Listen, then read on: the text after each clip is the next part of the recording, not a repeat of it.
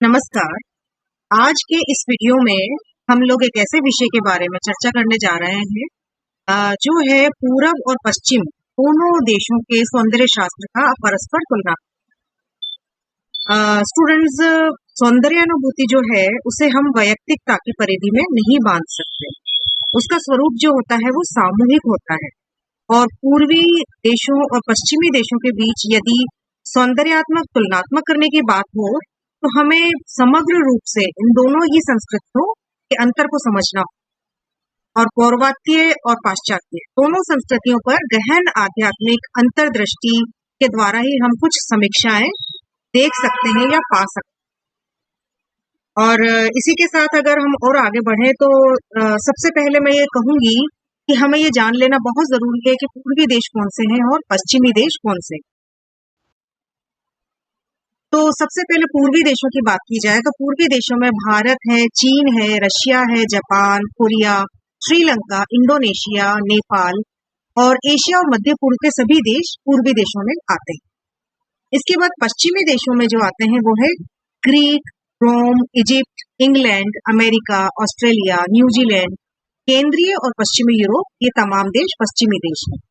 इसके पश्चात मध्य देश जो हैं उनमें पर्शिया, ईरान, अफगानिस्तान, जिसे कि हम गांधार देश भी बोलते हैं, ये सभी मध्य देश होते हैं। और मध्य देशों पे पूर्वी देश और पश्चिमी देश इन दोनों का ही संस्कृतियों का प्रभाव और कला का प्रभाव देखा जा सकता है। तो इस प्रकार अगर हम अब बात करें कि सौंदर्य शास्त्रीय जो अध्ययन है उसमें पूर्वी और पश्चिमी जो मानव जीवन है उनके इतिहास, संस्कृति, उनकी भौगोलिकता, इन सभी पर पूरा अध्ययन आधारित होता है और साथ ही मूल संवेदनाओं और चेतना के स्तर पर भी हम यह अध्ययन आरंभ कर सकते हैं। तो इस तरीके से हम आगे बढ़ते हैं। भारतीय सौंदर्य परंपरा को हम एक बार पहले समझ लें। भारतीय सौंदर्य परंपरा क्या है? तो भारतीय सौंदर्य परंपरा को हम शुरुआत से ही देखें तो इसे समझने के लिए हमें इसका संपूर्ण जो प्रागैतिहासिक काल है वहीं से लेकर प्राचीन साहित्य है, हड़प्पा संस्कृति, वैदिक काल, मौर्य काल, शुंग, सातवाहन, गुप्त काल, कुषाण, मध्यकाल तथा आधुनिक काल तक पूरी सौंदर्य परंपरा का अध्ययन हमें करना होगा। और ऐसा भी कहते हैं कि पुरातत्व दृष्टि से जो स्थान हड़प्पा संस्कृति को है वही स्थान साहित्य की दृष्टि से वेदों को है और हमारी पूरी जो भारतीय संस्कृति है वो वेदों पर ही आधारित आज तक भी है।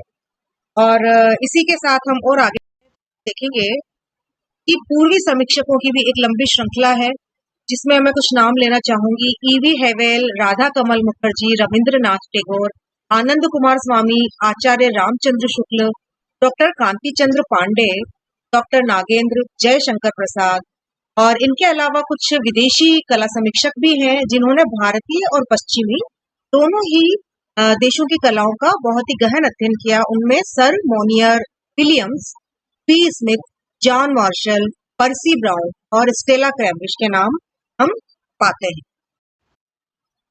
भारतीय सौंदर्य परंपरा को समझने के लिए हमारे पास बहुत ही महान और गहन ऐसे ग्रंथ हैं और ऐसे सिद्धांत हैं जिनको जाने बिना हम सौंदर्य परंपरा को समझ ही नहीं सकते हैं। तो उनकी ये सूची मैंने यहाँ दी है। उनमें भरत मुनि का रस निष्पत्ति है, भट्ट लोलट का उत्पत्तिवाद, शंकुक का अनुमितिवाद जिसे हम अनुभववाद भी कहते हैं, पट्टनायक का भुक्तिवाद जो कि भोगवाद भी कहलाता है, वात्स्यायन का कामसूत्र, रविंद्रनाथ का सत्यम शिवम सुंदरम वाला सिद्धांत, रामचंद्र शुक्ल का रस मीमांसा, भामह का अलंकरण सिद्धांत, कुंतुक का वक्रोक्ति सिद्धांत, आनंदवर्धन का ध्वनि सिद्धांत, क्षेमेंद्र का औचित्य सिद्धांत, मम्मट का काव्य प्रकाश और भोज का श्रृंगार प्रकाश। इन सभी सिद्धांतों का हमें गहन अध्ययन बहुत करना होगा, तभी हम भारतीय सौंदर्य दृष्टिकोण को अच्छी तरीके से समझ सकते। और इससे पहले कि हम पश्चिमी सौंदर्य परंपरा की ओर बढ़े, यहाँ पर एक कोट में कहना चाहूंगी जो कि पर्सी ब्राउन ने कहा है, जो कि एक ब्रिटिश विद्वान है, कलाकार है, कला समीक्षक, इतिहासकार और पुरातत्वविद हैं। इन्होंने कहा है कि भारतीय कलाकार पहले दार्शनिक हुए और बाद में कलाकार। तो इस उक्ति से ही पता चलता है कि भारत में दर्शन, आध्यात्म, धर्म, इन सभी का इतना प्रभाव है कि कलाकार होने से पहले हर प्रत्येक भारतीय पहले दार्शनिक होता है और उसके बाद जो भी है कलाकार या कोई भी उसका जो भी व्यवसाय है। इस प्रकार भारतीय कला पूरी तरीके से अध्यात्म को अपने अंतर में समेटे हुए हैं। अब हम पश्चिमी सौंदर्य परंपरा की बात करते हैं। हमारे यहाँ जिस तरीके से बहुत सारे चिंतकों का अभी मैंने आपको नाम बताया, ऐसे ही सुकरात से लेके आधुनिक काल तक बहुत बड़ी एक सूची है। प्लेटो, अरस्तु, कोचे, कांट, हीगल, बाumgarten, नीत्शे, गलिंग, इस तरीके से इनके सभी के सिद्धांतों और विचारों को जान लेना भी हमें बहुत जरूरी है, तभी हम एक अच्छी तुलना कर पाने में सक्षम हो। तो पश्चिमी सौंदर्य परंपरा में हमें क्या क्या महत्वपूर्ण ग्रंथ और सिद्धांत पढ़ने होते हैं या जिनकी जानकारी हमें आवश्यक होती है, उनकी यहाँ सूची है। देखेंगे हीगेल की the philosophy of fine arts, एक बहुत ही अच्छी पुस्तक है। प्लेटो ने द रिपब्लिक, उनकी जो पुस्तक है उसमें उनका प्रत्यय सिद्धांत दिया है। लोनजाइजस ने उद्दात का सिद्धांत दिया है। अरस्तु की पोएटिक्स एक ग्रंथ है जिसमें उन्होंने विरेचन का सिद्धांत, त्रासदी का सिद्धांत और अनुकरण का सिद्धांत दिया है। होगार्थ ने अ एनालिसिस ऑफ ब्यूटी लिखी है। एडिसन ने on the pleasures of the imagination नामक पुस्तक लिखी है। कांट ने अपनी 3 महत्वपूर्ण पुस्तकों में विचार दिए हैं, critique of pure reason, critique of practical reason and critique of judgment. Croce ने the philosophy of the spirit जो पुस्तक लिखी, उसके प्रथम खंड में एस्थेटिक्स के बारे में डिस्कस किया है और उनका सिद्धांत जो है वो सहानुभूति का सिद्धांत। टॉल्स्टॉय ने व्हाट इज आर्ट नाम का एक महत्वपूर्ण एस्से लिखा है। लिप्स, थियोडोर लिप्स की समानुभूति का सिद्धांत प्रसिद्ध है। सिगमंड फ्रॉयड का जो है मनोलिप विश्लेषणवाद प्रसिद्ध है। रस्किन ने मॉडर्न पेंटर्स नाम से ग्रंथ लिखा। रिचर्ड्स ने काव्यालोचन का सिद्धांत, व्यावहारिक आलोचना और साइंस एंड पोइट्री लिखी। कलिंगवुड ने कला के सिद्धांत लिखे। संतायना ने द सेंस ऑफ ब्यूटी, लेंगर की फिलॉसफी इन अ न्यू की और वर्नन ली की द ब्यूटीफुल नाम के ग्रंथ बहुत ही प्रसिद्ध हैं और इन सभी से गुजरकर ही हम पश्चिमी सौंदर्य परंपरा को और भी अच्छी तरीके से समझ सकते हैं। तो और आगे बढ़ते हुए अगर मैं बात करूं तो पूरब और पश्चिम की सतही तौर पर एक जो तुलना हम कर सकते हैं, उसमें ये कह सकते हैं कि पश्चिम की तुलना में पूर्वी लोग जो है वो अधिक पारंपरिक एवं रूढ़िवादी होते हैं और पूर्वी लोग अपनी विचारधाराओं और विश्वासों और मान्यताओं में कठोर होते हैं, अपनी संस्कृति को सहेज कर रखते हैं। वे प्रचलित परंपराओं और रीति रिवाजों को चुनौती देने और उन पर सवाल करने से बहुत हिचकते हैं। पश्चिम के लोग बहुत खुले विचारों के होते हैं और प्रत्येक विषय पर खुलकर चर्चा करते हैं। वहीं परिवार से अधिक वहां पर व्यक्ति को वरीयता दी जाती है, अर्थात व्यक्तिवादिता बहुत ज्यादा वहां पर हावी है। इस प्रकार पश्चिम में सौंदर्य शास्त्र जो है वो एक शास्त्र के रूप में विकसित होता है, जबकि पूरब में जो है यहाँ पे स्वाभाविक रूप से यह हमेशा से विद्यमान रहा। अब हम पूरब और पश्चिम की एक तुलना की ओर आगे बढ़ते हैं और इस तुलना के लिए मैंने कुछ महत्वपूर्ण पॉइंट बना के रखे हैं, जैसे आध्यात्मिकता और बौद्धिकता।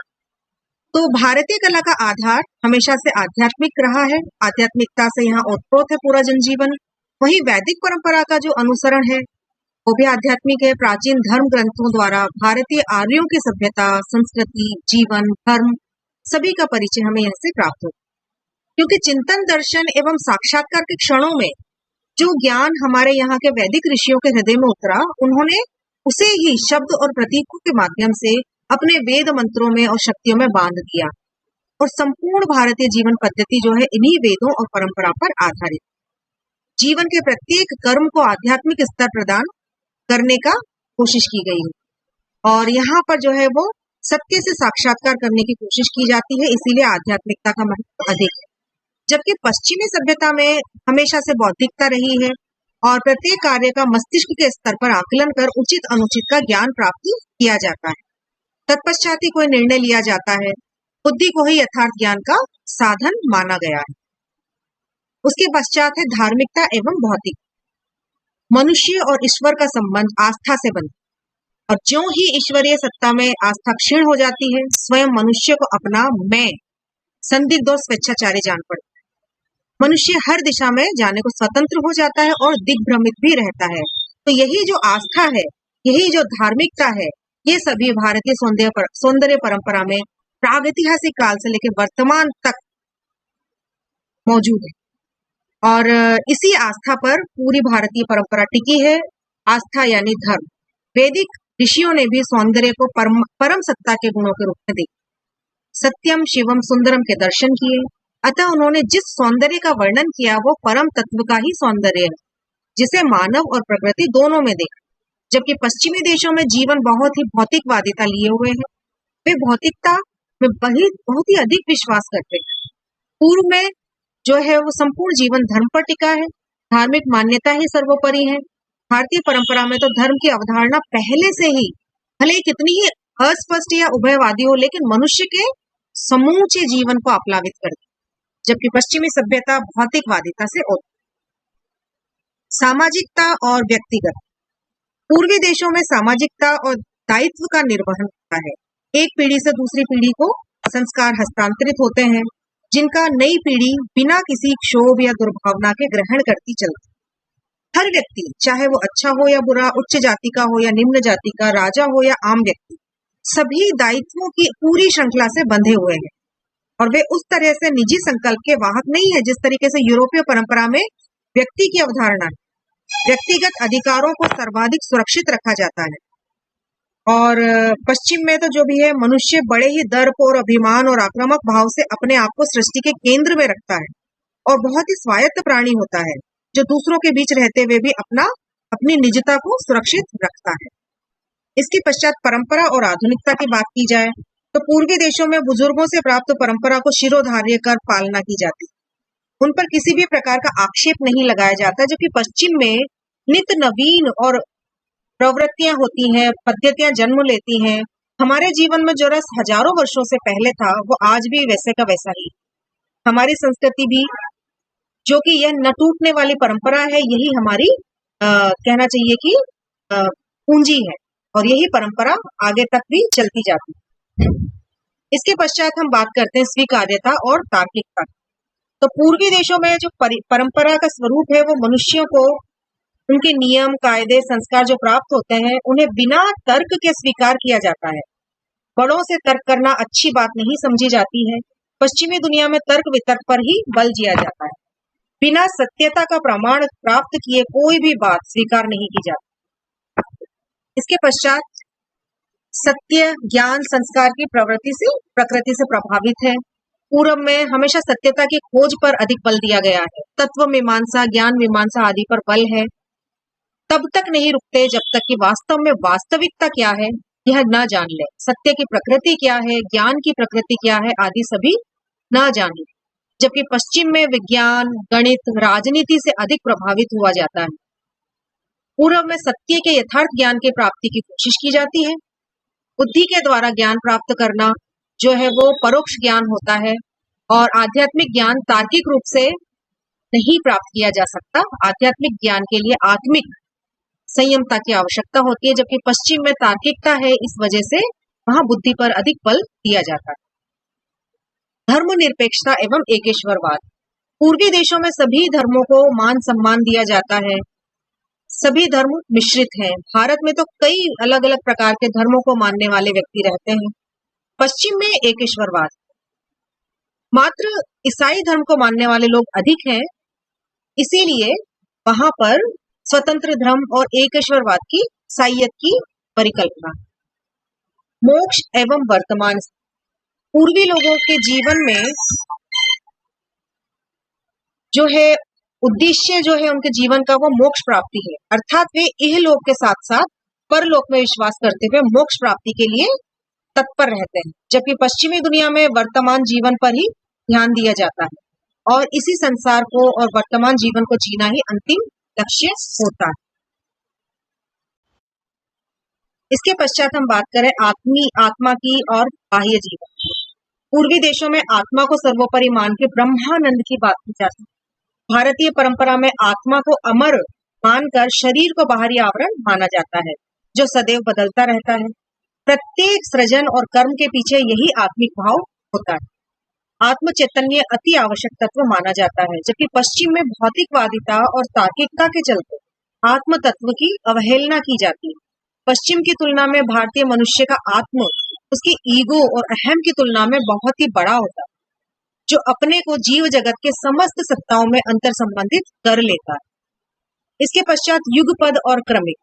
भारतीय दर्शन जो है वो युगपद है, सार्वभौमिक है, समानांतर चलता है सारा दर्शन, जबकि पश्चिमी दर्शन में क्रमिक विस्तार लिए हुए, एक के बाद एक दर्शन अस्तित्व में आते हैं, नए आते हैं, इस तरीके से क्रमिक एक व्यवस्था वहां पर है।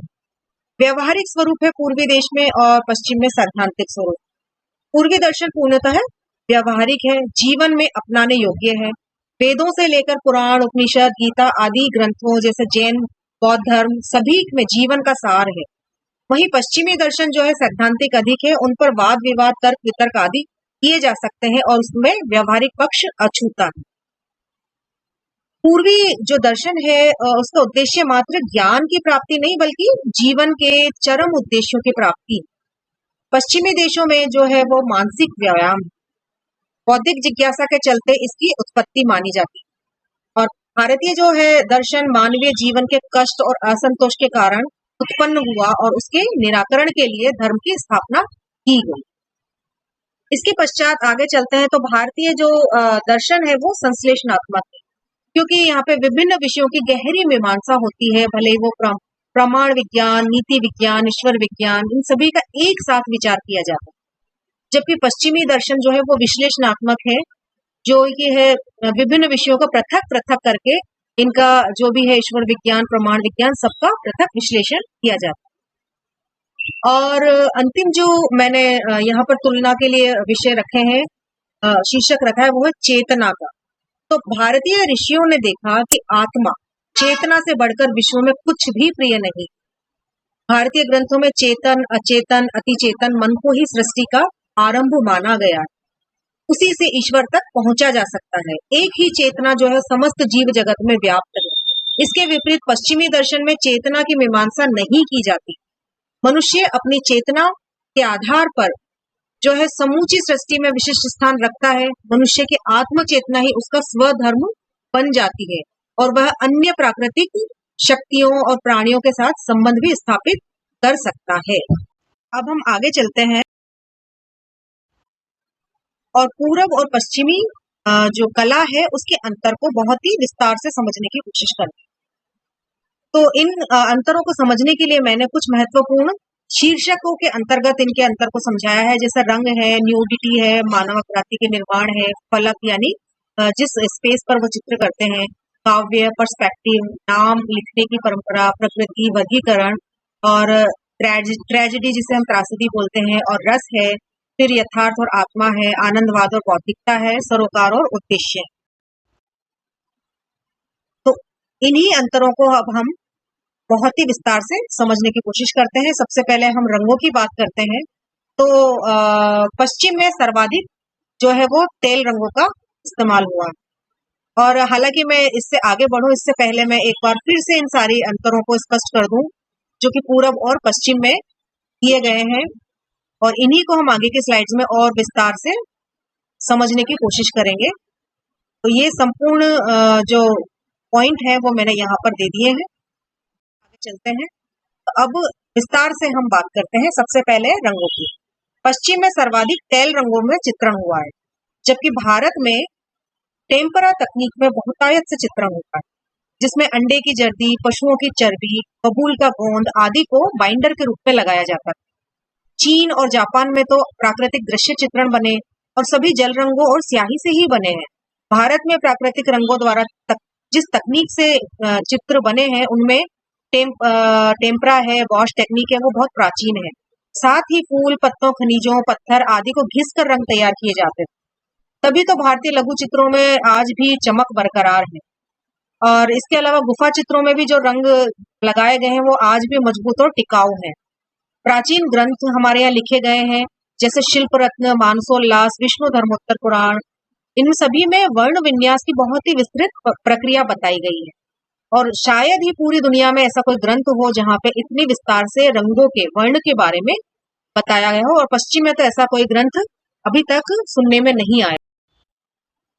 अब हम आगे चले तो अनावृत शरीर की बात की जाए, जिसे न्यूडिटी कहा जाता है कला के परिप्रेक्ष्य में। तो पश्चिमी देशों में मानवाकृतियों के जो अंकन है, भले ही वो चित्र हो या मूर्ति, दोनों ही विधाओं में अनावृत शरीर अधिक निर्मित हुए हैं। धार्मिक विषयों की कलाकृतियों में भी न्यूड आकृतियां भौतिक चिंतन से बनी है, जबकि भारत में आकृतियों का अंकन भारतीय चिंतन से जुड़ा है। श्रृंगारिक विषयों के चित्र जैसे नायिका भेद वगैरह हैं, उनमें भी न्यूड का अंकन कभी नहीं हुआ है। हाँ, अपवाद स्वरूप अगर हम कामसूत्र ग्रंथ की बात करें तो उसमें भी श्रृंगारिकता का जो पुट है वो उसमें पुरुषार्थ के साथ जोड़कर उसे दर्शाया गया है। पश्चिम की तमाम आइकोनोग्राफी जो है वो भौतिकता लिए हुए है। इसके पश्चात हम बात करें आकारों की, चित्रों के आकार, मूर्ति के आकार की, तो पश्चिम में भित्ति चित्रण सर्वाधिक हुआ है और चर्चों और दीवार की छतों पर हुआ, साथ ही बड़े आकार के कैनवासों पर चित्र बने। भारत में छोटे आकारों के चित्रण की परंपरा रही, जिन्हें हम लघु चित्र कहते हैं या मिनिएचर पेंटिंग कहते हैं।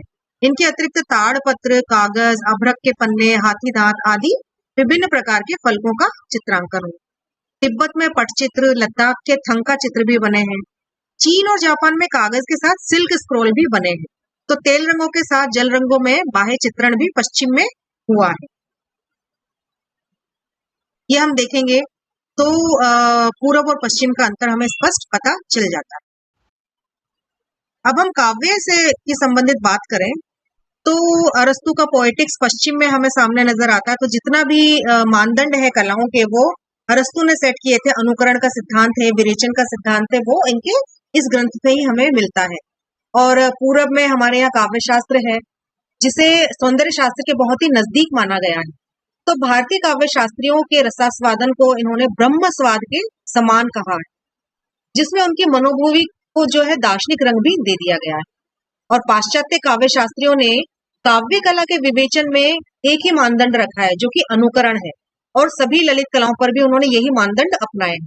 भारत में जो विवेचन का मानदंड है वो कुछ और है।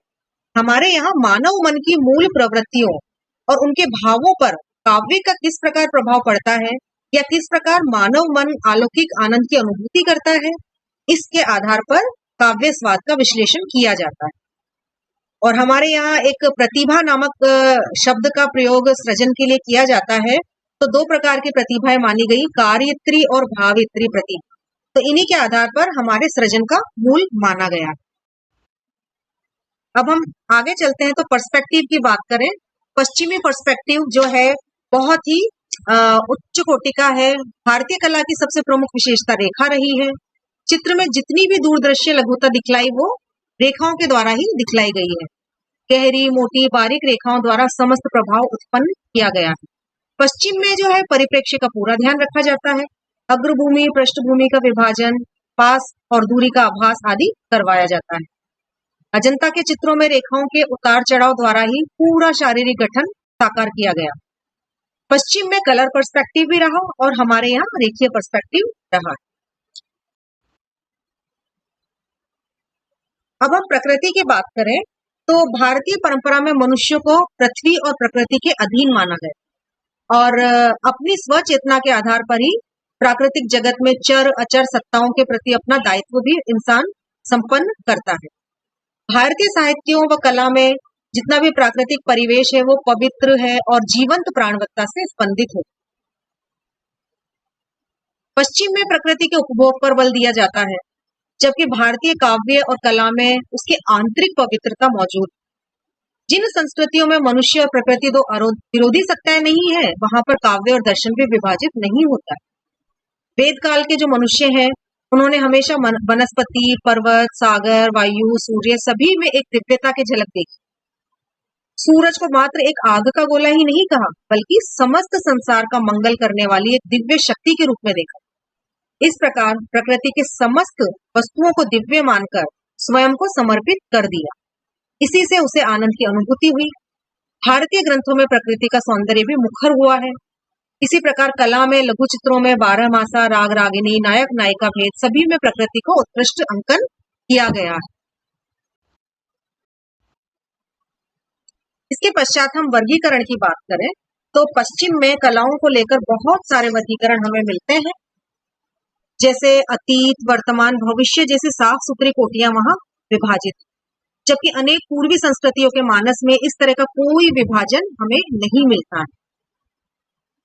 आज विश्व भर में जो 5 ललित कलाओं की अवधारणा है, जो कि हीगल ने दी है, उनका वर्गीकरण प्रचलित है और ये पूर्णतः पाश्चात्य चिंतन की ही देन है। तो भारत में समस्त कलाओं का अत्यंत उत्कृष्ट इतिहास हमेशा से हजारों वर्षों से हमारे यहाँ मौजूद। हमारे यहाँ निर्विवाद रूप से जो कलाओं में वर्गीकरण है, उसमें चित्रकला, जिसे कामसूत्र के क्रम संख्या 4 पर हम पा सकते हैं, संगीत और नृत्य मिलती है। तो इस प्रकार हमारे यहाँ लगभग 2000 वर्ष पूर्व भी यह सूक्ष्म जो है वो वर्गीकरण मौजूद था, जबकि पश्चिम में 17वीं सदी में जाकर कुछ स्पष्ट हुआ है। पश्चिम में कला की परिभाषा जो सुकरात, प्लेटो, अरस्तु आदि से प्रारंभ होती है, वही कला को विज्ञान से अलग करती है और साथ ही प्रकृति से भी अलग कर देती है। हमारे यहाँ अनुकरण को कला की परिभाषा से कभी नहीं जोड़ा गया है, इसलिए वात्स्यायन के टीकाकारों ने कभी भी नाटक को कला नहीं माना, से एक शास्त्र माना। तो आज उपयोगी और ललित कलाओं का जो विभाजन हमें देखने को मिलता है, वो 18वीं सदी में तक जाकर भी क्लियर नहीं होता कि कौन सी उपयोगी कलाएं हैं और कौन सी ललित कलाएं हैं। तो स्पष्ट है कि कलाओं के जितने वर्गीकरण पश्चिम में हुए, कलाओं की परिभाषा और समीक्षा के प्रयत्न जितने पश्चिम में हुए, भारत में अब तक नहीं हो पाए। और नए नए शब्द जैसे परफॉर्मिंग आर्ट्स, इस तरह के नाम तो पिछले दिनों और उभर के आते हैं।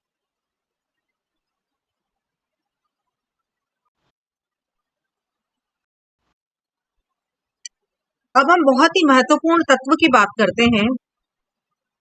भारतीय परंपरा में रंगमंच प्रस्तुति के कारण नाट्य विधाओं का सर्वोत्कृष्ट काव्य विधा माना गया और इसी के आधार पर प्राचीन यूनान में त्रासदी, ट्रेजेडी को महत्वपूर्ण माना गया।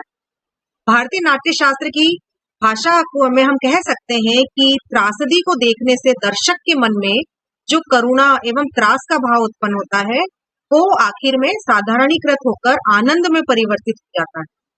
तो अरस्तु ने यह विचार हमें दिया था। उनके अनुसार से मनोवेगों का उत्तेजन होता है सबसे पहले, उसके बाद उनका शमन होता है, फिर उससे मन की शांति उत्पन्न होती है, फिर हमें कलाओं का परितोष मिलता है और अंततोगत्वा आनंद की उपलब्धि होती है। इसे ही अरस्तु ने विरेचन का सिद्धांत कहा है। इसके विपरीत जो भारत में रस की व्याख्या है भरत मुनि ने नाट्यशास्त्र में की है, तो वेदों में भी रस का आध्यात्मिक रूपांतरण हमें पहले से ही प्राप्त होता है और रस के अर्थ में हम सूक्ष्म तत्वों का समावेश भी करते हैं, जिससे ब्रह्मानंद और आत्मानंद के सूत्र हमें मिलते हैं। और एक उपनिषद है तैत्तरीय उपनिषद, वहां पर तो स्वयं ब्रह्मा को ही रस कह दिया गया। और नाट्य रस में भरत का रस जो है, भरत ने जो रस सिद्धांत दिया, वो पूरी तरीके से व्यवहारिक भित्ति पर हमें प्राप्त होता है। इसमें लौकिकता और सामाजिकता के बीज विद्यमान रहते हैं। तो इन्होंने तो पाक रस, भोज्य रस के समान नाट्य रस की व्याख्या करी और उसे वस्तुवादी दृष्टिकोण भी दे दिया। तो रसानुभूति द्वारा मनुष्य का साधारणीकरण होता है। तो जिस तरीके से पश्चिम में विरेचन का सिद्धांत है, पूर्व में साधारणीकरण का सिद्धांत। तो पाश्चात्य सौंदर्य शास्त्र ने काव्य या कला का लक्ष्य हमेशा आनंदानुभूति प्रदान करना माना है। उनके अनुसार जो काव्य जन्म आनंद है, वही कल्पना जन्य आनंद, जबकि भारतीय रसाचार्यों ने भावों की परिपक्व अवस्था को रस कहा है। बहुत ही महत्वपूर्ण एक और विषय है दोनों में अंतर करने का, यथार्थवाद और आत्मिकीय भाव पक्ष। पश्चिम में चित्रकला व मूर्तिकला दोनों में जो है मानव आकृतियों का अंकन प्रत्यक्ष देखकर यानी प्रत्यक्षीकरण के साथ हुआ है, लेकिन यथार्थवादी तरीके से किया गया है। उनमें मांसल शरीर, दैहिक सौंदर्य नजर आता है, वास्तविक अनुपात यथार्थवादी शैली में ही सब कुछ बना है। भारत के मंदिरों में तथा स्वतंत्र मूर्तियां जितनी भी बनी है, भित्ति पर उकेरे चित्र, इन सभी में जो मानवाकृतियां हैं वो शास्त्रों पर आधारित है। भारत में शिल्प शास्त्र, प्रतिमा शास्त्र, चित्रकला के चित्र सूत्र, लक्षण, चित्र लक्षण, षडांग आदि ग्रंथों का निर्माण हुआ और इन्हीं के आधार पर मानव आकृतियों का अंकन जो किया वो आदर्शवादी रूप से किया गया है। चित्र सूत्रकार ने तो यहाँ तक कह दिया कि लगभग 100 वर्षों तक भी अगर हम इनके नियमों का वर्णन करें तो कभी पूर्ण नहीं होंगे। इस तरीके से भारतीय कला महानता को प्राप्त होती। चीनी षडांग में भी आदर्शवादिता का भरमार है। भारतीय कला रस से अनुप्राणित है और पुरुषार्थ को ही कला का एकमात्र उद्देश्य मानती है। तो इस प्रकार पश्चिम में दृश्य चित्र के यथार्थवादी दृष्टिकोण से हुआ है, भारत में यह दृष्टिकोण आत्मिक हो जाता है और सौंदर्य चिंतन के परे यहाँ भाव पक्ष भी बहुत प्रबल है और अंतःकरण के सौंदर्य को ही सर्वोपरि माना गया। अब हम मानवाकृति निर्माण और प्रतिमा विज्ञान की बात करें तो दोनों ही स्थानों में बहुत सारे अंतर हमें देखने को मिलते हैं। दरअसल हमारे यहाँ भारत में हमेशा से ही क्योंकि आध्यात्मिक विचार रहा है तो स्वयं को बहुत ही ज्यादा शून्य की स्थिति में मानकर हमेशा परमात्मा की प्राप्ति के लिए ही हर कर्म तत्पर रहा है और यही भाव हमें यहाँ की मूर्ति कला में या चित्रकला में नजर आता है। जबकि इसके विपरीत पश्चिम में क्या है, मानव केंद्रित समाज है, इसलिए वहां की जितनी भी आइकोनोग्राफी है उसमें भौतिक सौंदर्य ज्यादा दिखाई देता है। तो जैसे भले ही हम वहां की कोई भी मूर्ति उठाएं, वीनस की मूर्ति, अपोलो की, मरियम की या क्यूपिड की, इन सभी मूर्तियों को देखने पर वहां का जो भौतिकवाद है वो हमें स्पष्ट दिखाई देगा। जबकि भारत में हमारी बाघ, अजंता, यहाँ के चित्रों को देखें या गांधार, मथुरा शैली की मूर्तियों को देखें तो वहां पे हमें आध्यात्मिकता के भाव अधिक नजर आएंगे। और हमारे यहाँ भारतीय मूर्तियों में आदर्शवत और आंतरिक भाव ज्यादा है और जितनी भी महिला आकृतियां या महिला मूर्तियां बनी हैं उनमें भी कहना चाहिए कि जगत माता वाली फीलिंग आती है या उन्हें मातृत्व की फीलिंग आती है। जबकि इसके विपरीत पश्चिम में वीनस की मूर्ति को ही ले, जिन्हें सौंदर्य की देवी माना जाता है, तो वहां पर बहुत ही ज्यादा काम का उदय होता है, वासना का उदय होता है। अब यूं अगर अपवाद स्वरूप हम देखें तो दोनों ही जगह पर अपवाद हमें मिल जाएंगे। पश्चिम में जैसे बाइजेंटाइन समय था, गोथिक समय था, वहां पर जो मूर्तियां बनी वो धार्मिक भावनाओं को लेकर बनी थी, लेकिन क्योंकि उनके निर्माण की पद्धति थोड़ी सी भौतिक थी, इस वजह से हमें वहां भौतिकता के ही दर्शन मिलते हैं। और इसी तरीके से रेनेसां काल में भी कुछ कुछ आध्यात्मिक तत्व वहां मौजूद थे, लेकिन प्रतिमा विज्ञान के आधार पर वो भौतिकता ही हमें प्रधानता नजर आती है। और इसके विपरीत अगर हम पूर्ववर्ती देशों में देखें तो हमारे यहाँ जितनी भी मिथुन आकृतियां बनी है या प्रणय संबंधी मूर्तियां बनी है, जैसे खजुराहो या मंदिरों के बाहर, तो उनमें उनके पीछे जो भाव रहा वो हमेशा जो शक्ति रूपेण सृजनात्मक चेतना का भाव, और इसकी वजह से उनके अंदर आध्यात्मिक भाव आ गया है। या जितनी भी अभी जैसे मैंने कहा कि प्रणय मूर्तियां बनी है, तो उसके पीछे भी मनुष्य की काम भावना जो है या उनका मानव कल्याण की चेतना युक्त विचार से ही वो मूर्तियां मंदिरों में बनी है। और हम भले ही गुप्तकालीन मूर्ति ले लें या कंबोडिया के, जापान के मंदिर उदाहरण के स्वरूप लें या उड़ीसा के मंदिर लें, तो इन सभी में वही धार्मिक भावना बलवती रही है। और इसके लिए भारत में एक शब्द का प्रयोग किया जाता है, वो तो याव योम। इसका मतलब है कि समूचे मनुष्य की काम वासना को प्रतीक के रूप में उजागर करना। तो और यही भावना हमारे भारतीय मूर्ति शिल्पों में दिखाई देती है।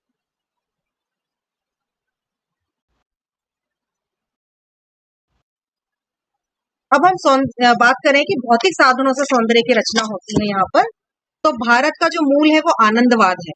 पश्चिम में कला का जो रचना होती है वो भौतिक साधनों से होती है। भारतीय कला में आध्यात्मिकता की वजह से कलाकार को भी वही भाव लेकर अपनी सृजन करने होते हैं। मानव आत्मा अपने मूल उद्गम से मिलने के लिए हमेशा तत्पर रहती है, जो परमात्मा है, परमानंद है, ब्रह्मानंद, सभी आनंद के स्रोत है और वही सौंदर्य का आनंद भी है। भारत में भरत मुनि द्वारा जो रस सिद्धांत में इसी आत्मिक आनंद की बात की गई है। सौंदर्य की अनुभूतियों को आनंद के रूप में भी देखा गया है और इस आनंद का उदय मनुष्य में कब हुआ हम कह नहीं सकते, लेकिन मानव को ब्रह्म का अंश होने के कारण ही मानव में भी यह आनंद का गुण हमेशा से मौजूद है। तो इस तरीके से पश्चिम में जो है वो वैज्ञानिक तरक्की से, बुद्धि पर बल देने से हृदय पक्ष छूट गया है। यंत्रों से प्यार, पशु पक्षियों और मनुष्यों में यह संबंध भी लेन देन की भावना पर ही दिखाई देता है। भौतिकता हावी रहती है, जबकि भारत में रविन्द्रनाथ ठाकुर ने भी सौंदर्य के लिए संबंधों को महत्व दिया है। ऋषियों के अनुसार परम तत्व बुद्धि से ग्रहण करने पर शक्ति मिलती है, अभ्यास से ग्रहण करने पर शिव तत्व मिलता है, और मानव और प्रकृति में अगर ये तत्व प्रकाशित हो जाए तो सुंदर हो जाता है। यही सच्चिदानंद रूप है और ब्रह्मानंद। यहीं पर एक बहुत महत्वपूर्ण अंतर भी देखने को मिलता है कि पश्चिमी कला में कलाकृतियों के कलाकारों के नाम अक्सर मिल जाया करते थे, जबकि भारतीय कला में अनामता है। कलाकारों ने अपनी कृतियों में नाम नहीं लिखे। अपवाद स्वरूप कुछ जगहों पर नाम जरूर मिलते हैं, जैसे राजाओं द्वारा जो उत्कृष्ट कलाकारों को उल्लेख किया अपने द्वारा या दरबारियों के द्वारा लिखित ग्रंथों में, तो उनमें जरूर नाम मिलते हैं, जैसे राजा भोज या अभिज्ञान शाकुंतलम आदि। तो उनमें चित्रकारों के नाम है। इसी प्रकार मूर्तियों में भी कहीं जगह नाम मिल जाते हैं, जैसे मीनाक्षी मंदिर में राजा के आदेश पर जरूर कुछ नाम लिखे गए। और इसके अतिरिक्त एक महत्वपूर्ण तत्व और अंतर का हम पा सकते हैं कि जो संपूर्ण पश्चिमी कला है उसमें व्यावसायिकता हावी रहती है, जबकि भारतीय जो सृजनकर्ता है वो पुरुषार्थ को लेकर काम करते आए हैं। तो इस प्रकार यह अंतर में हमने खोजने की कोशिश करी है। ये अभी हमने व्यावसायिकता और पुरुषार्थ की बात करी है, और पश्चिमी और पूर्वी कला में महत्वपूर्ण अंतर भी यही है कि हमारे यहाँ कला को हमेशा ईश्वरीय तत्व की खोज के रूप में, एक साधन के रूप में देखा गया है, जबकि पश्चिमी कला में व्यावसायिकता हावी मिलती है। और एक महत्वपूर्ण चीज और है कि पश्चिम में शास्त्र के रूप में विकसित होता है सिद्धांत जितना भी है सौंदर्य शास्त्र का, पूरब में जो है वो हमेशा से ही स्वाभाविक रूप से ही इसे फलीभूत हुआ है। तो जो एस्थेटिक्स नाम का एक विषय सब्जेक्ट हमारे सामने उपस्थित है वो पश्चिमी परंपरा की ही देन है, और इसे दर्शन शास्त्र से जो अलेक्जेंडर बाउंगार्टन ने अलग किया था और उसे फिर एक स्वतंत्र विषय के रूप में स्थापित किया। तो अंत में मैं रुडार्ड किपलिंग की एक कविता है, east is east and west is west, तो इसका ये यहाँ पर उदाहरण देना चाहती हूँ। ये रुडार्ड किपलिंग जो है एक पोएट थे, नॉवलिस्ट है, राइटर है, और इन्होंने ही अपनी कविता लिखकर ये सिद्ध कर दिया है कि ईस्ट हमेशा ईस्ट ही रहेगा, वेस्ट हमेशा वेस्ट ही रहेगा। इन पूर्वी और पश्चिमी देशों में अंतर हमेशा मौजूद रहेगा, क्योंकि यहाँ का दर्शन अलग है, जीवन अलग है और पद्धतियां अलग है। इसी के आधार पर भले ही कला हो, साहित्य हो या कुछ भी हो, संस्कृतियां हो, सभी में बहुत बड़ा एक विभिन्नता हमें नजर आती है। Thank you so much.